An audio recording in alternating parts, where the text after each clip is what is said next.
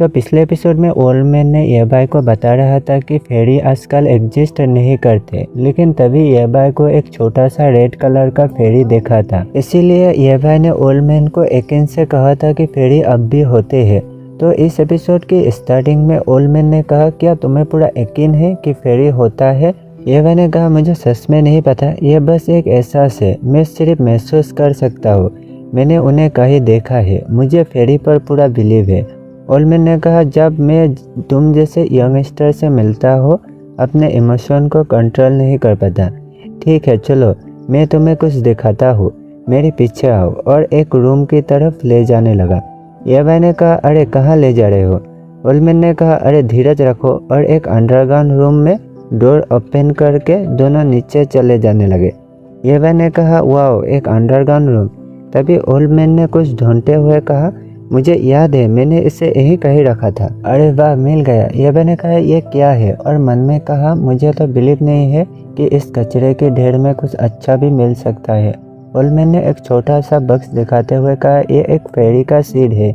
येबाई ने यह सुनकर चौंक गया और कहा, क्या आपने फेरी का सीड कहा? ओल्ड मैन ने कहा, हाँ, लेजेंडरी फेरी। फेरी के पास एक्स्ट्रा ऑर्डिनरी पावर होती है। जब किसी के पास फेरी होता है तब उस आदमी के पास वर्ल्ड क्लास की फाइटिंग पावर होता है। फेरियों का इतना डरावना होने का कारण है वो अपने मास्टर के लिए कुछ भी कर सकती है। येबाई ने सीट को लेकर कहा, क्या मास्टर के लिए कुछ भी कर सकता है? और मन में अजीब अजीब सोचकर मुंह से लार टपकाने लगा। ओल्ड मैन ने येबाई की ऐसा हरकत देखकर डिस्गस्टिंग नजर से उसे देखने लगा और गला साफ कर कर कहा, खैर यह सेट तो सिर्फ एक लेजेंड है, मुझे ये सीड बाय चांस मिल गया, फिर मैंने उसे प्लांट करने की कोशिश की, लेकिन मैं फेल्ड हो गया। येबाई सीड को लेकर घूरते हुए कहा, ऐसा लगता है इस सीड को सील कर दिया गया।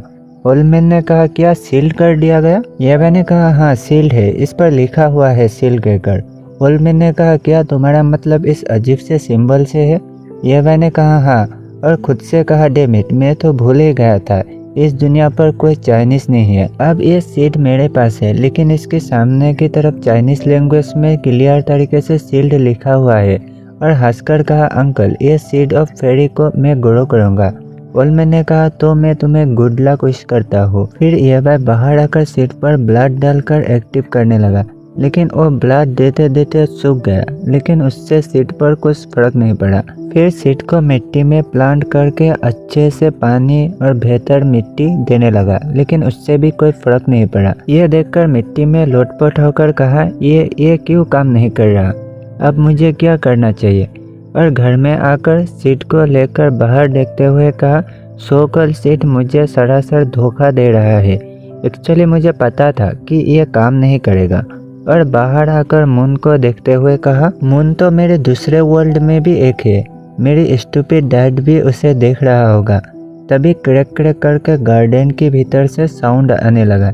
यह सुनकर डरते डरते घर की तरफ जाते हुए येबाई ने कहा, आज रात तो बहुत शांत है, चलो जाकर सो जाते हैं। तभी ओल्ड मैन ने फट से येबाई के आगे आकर डरा दिया और येबाई नीचे गिर गया।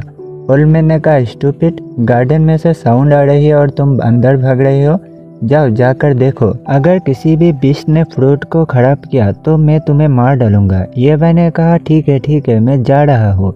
येबाई डरते डरते गार्डन की तरफ जाते हुए कहा, डैम इट, अगर सिर्फ बीस्ट निकला तो खुद को मैं लकी मानूंगा, मुझे तो बहुत डर लग रहा है। और थोड़ा सा दूर जाकर दो लड़का और एक लड़की को देखकर शॉक हो गया और मन में कहा, मुझे इसी बात का डर था कि दोबारा इसी स्थिति का सामना करना ना पड़े। क्या तुम लोगों को कोई और जगह नहीं मिलती? बार बार इधर ही आ जाते हो।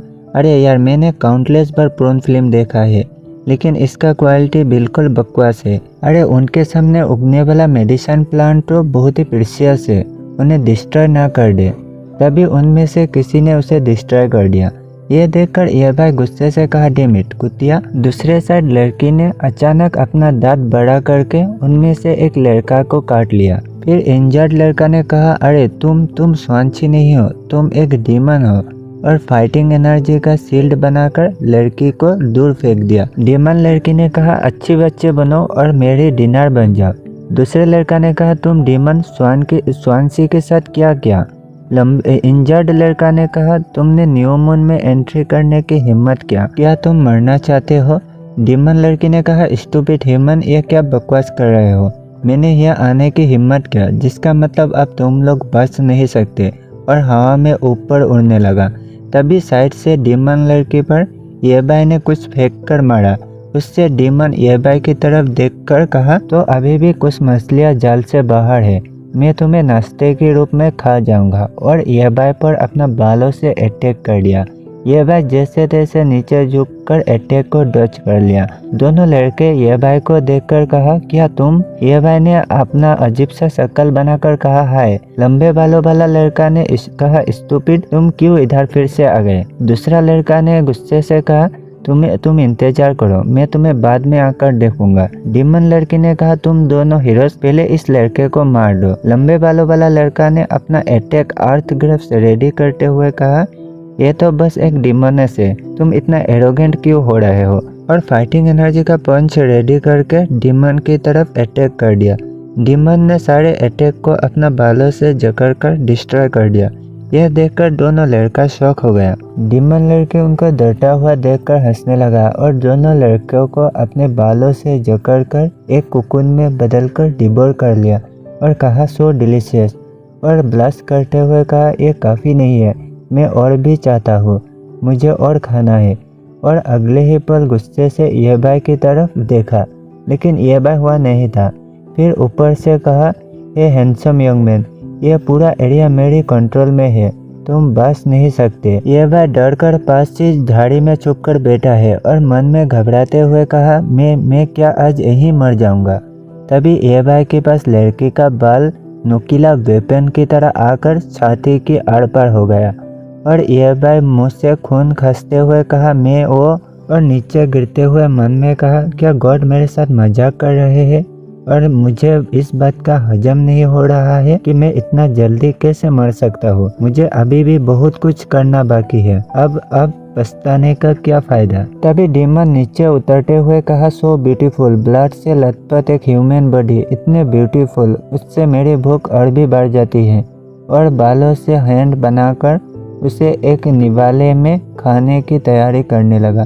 तभी येबाई की बॉडी से एक रेड कलर का फ्लावर निकल कर आया।